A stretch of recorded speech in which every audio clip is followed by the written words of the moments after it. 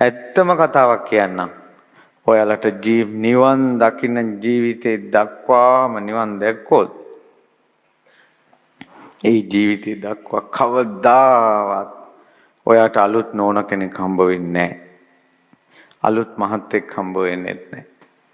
හේතුව ඔය මහත්තයාම ආත්මභාව ගණනාන් ඔයාගේ මහත්තයා වෙලාම ඉපදිලා තියෙනවා. ඔය නෝනාම ආත්මභාව ගණනාවක් නෝන වෙලා ඉපදිලා තියෙනවා. ආයෙ ගණන් කරන්න බෑ. ඔයාට කොහින්ද මේ විශ්වයේ සිසාරා හෙව්වත් ඔයාට අලුත් නෝන කෙනෙක් හොයා ගන්නම බෑ. අලුත් මහත්තයෙක් හොයා ගන්නම බෑ. පෙරුම් පුරණ සංසාරයේ මහ බෝධිසත්වයන්ටත් චින්චිමානිකාවත් එක්කත් පවුල් කණ්ඩ ඕන. චින්චිමානිකාවත් බිරිඳ වෙලා ඉපදිලා තියෙනවා. යසෝදරා විතරක් නෙවෙයි. ඔයාට අලුත් තාත්තා කෙනෙක් හොයා ගන්නවම බෑ. අලුත් අම්මා කෙනෙක් හොයා ගන්නවම බෑ. මව් නොවුන කෙනෙක්, පියා නොවුන කෙනෙක් නෑ සංසාරේ.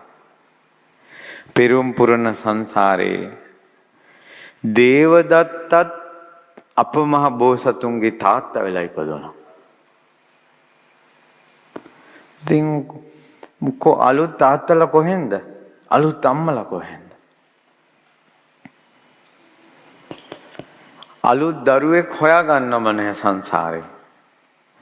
දුව නොවිච්ච කෙනෙක් නැහැ, පුතා නොවිච්ච කෙනෙක් නැහැ.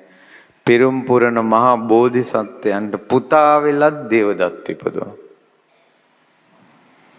ඔහොම යන්නේ මේ සංසාරේ. අලුත් කියලා දෙයක් මොකවත්ම නැහැ. ඒක නිසා තමයි මේකෙන් ඈතර වෙන්න කිව්වේ.